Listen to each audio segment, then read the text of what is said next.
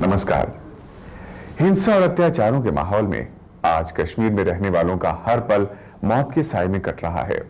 साथ ही हर आदमी को हर समय यह भी खतरा रहता है कि कब आतंकवादी उसे उठा ले जाएं और उसके घर वालों से पैसे या किसी भी चीज की मांग करें। न जाने कब तक उसे अपनों से दूर बंधक बनकर रहना पड़े और अगर मांग पूरी न हो पाई तो उसे अपनी जान से हाथ धोना पड़े। मानव अधिकारों का यह हनन कश्मीर में पिछले 2 दशकों से जारी है, जबकि यूनाइटेड नेशन के यूनिवर्सल डिक्लेरेशन में कहा गया है कि हर एक को जिंदगी, आजादी और हिफाजत का हक है। मानव अधिकारों का ये वहशी आतंकवादी क्या सम्मान करेंगे जो अपने घिनौने मकसद पूरे करने के लिए कोई भी अमानवीय काम करने को तैयार हैं। अपने को कश्मीर का हमदर्द कहने वाले न केवल बेगुनाह कश्मीरियों की जान ले रहे हैं बल्कि हर तरह से कश्मीरी आवाम का खून चूस रहे हैं। आज कश्मीर में हजारों लोग ऐसे हैं जिनके रिश्तेदारों को उनका कहीं अता पता नहीं। नौजवान लड़कों का अपहरण करके जबरदस्ती सरहद पार भेजा जाता है और आतंकवाद की ट्रेनिंग दी जाती है, जबकि मानव अधिकारों के यूनिवर्सल डिक्लेरेशन के आर्टिकल 20 की धारा 2 के अनुसार किसी को जोर जबरदस्ती किसी तंजीम में शामिल नहीं किया जा सकता। न जाने कितने नौजवान जबरदस्ती आतंकवादी बनाए गए। खाते पीते घरों से किसी का अपहरण करके पैसे वसूल करने का चलन इतना आम हो गया कि हजारों व्यापारी कश्मीर छोड़ने पर मजबूर हो गए। 89 में मैंने अपना यूनिट वहाँ पर शुरू किया था, मतलब ये शाल्टिंग में, वो मिठाई के डब्बे का यूनिट। सारा कुछ कंप्लीट हो गया था, तो मुझे ये पता नहीं था कि वहाँ पर ये हालात वहाँ पर हो जाएंगे।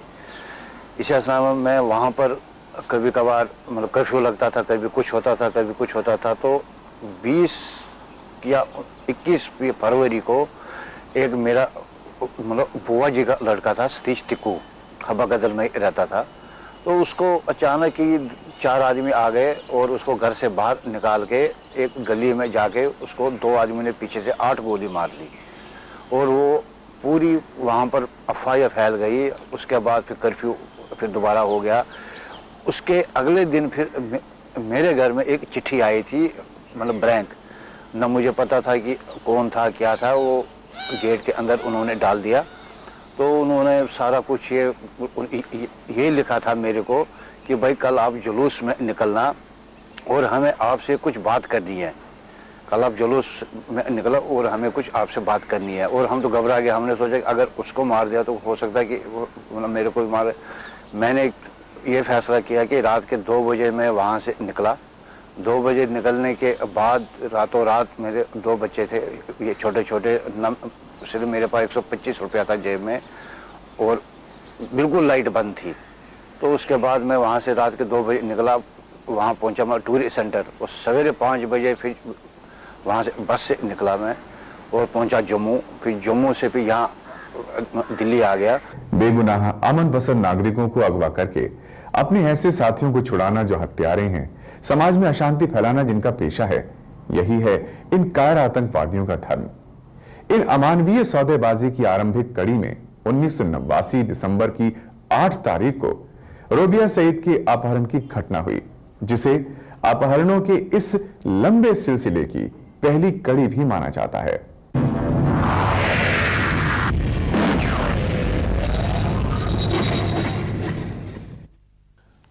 दिसंबर 1989 को गृह मंत्री मुफ्ती मोहम्मद सईद की 23 वर्षीय बेटी रूबिया सईद 3:25 पर लल्ला डेल हॉस्पिटल से अपने घर जाने के लिए निकली।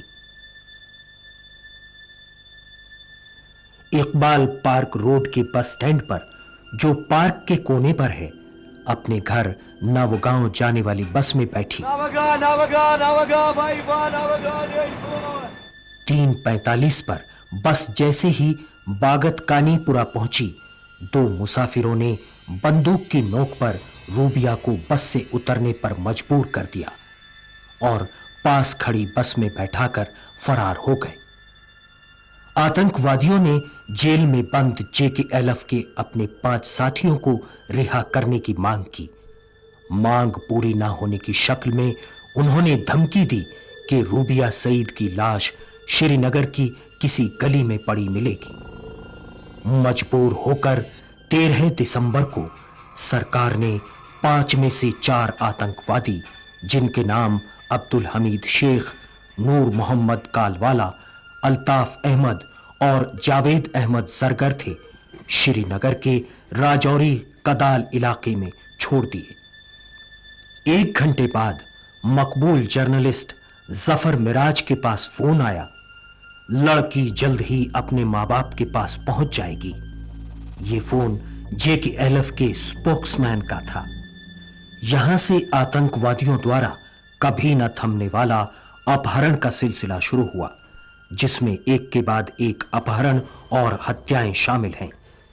इसी सिलसिले की कड़ी में Doraiswamy, chairman Indian oil, भूतपूर्व विधायक Mir Mustafa, mister HL Khera, general manager HMT, Abdul Gani Zargar, secretary vice chancellor Kashmir university, professor Mushirul Haq, vice chancellor Kashmir university. अपने मकसद को पूरा करना, अपने सरहद पार के आकाओं की साजिशों को अमल में लाना ही आतंकवादियों का लक्ष्य है। वो भारत के विभाजन के मिशन पर भेजे गए हैं। कश्मीर की मोहब्बत की दावे, मजहब के लिए जिहाद के नारे, सब कुछ धोखा है, फरेब है। इस बात के अनेक प्रमाण हैं, जैसे कश्मीर विश्वविद्यालय के कुलपति प्रोफेसर मुशीरुल हक की हत्या की घटना, जिसमें एक इस्लामिक विद्वान को बेरहमी से मौत के घाट उतार दिया गया।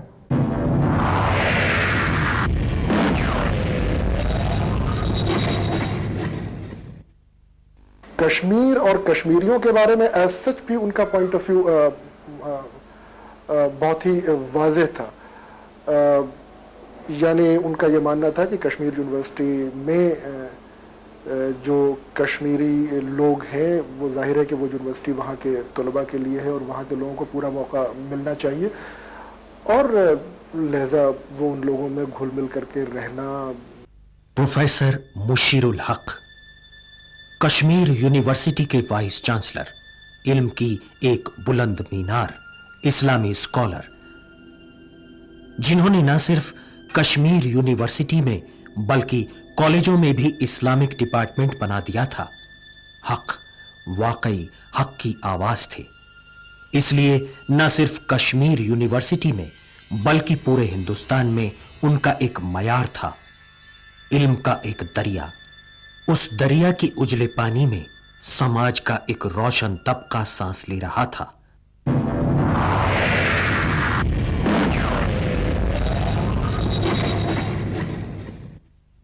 एक महीना पहले वो यहाँ से गए थे, अब्बू अम्मी बिल्कुल। तब तक मैं घर पे थी, वही 1 महीना पहले ही मैं हॉस्टल में शिफ्ट हुई थी।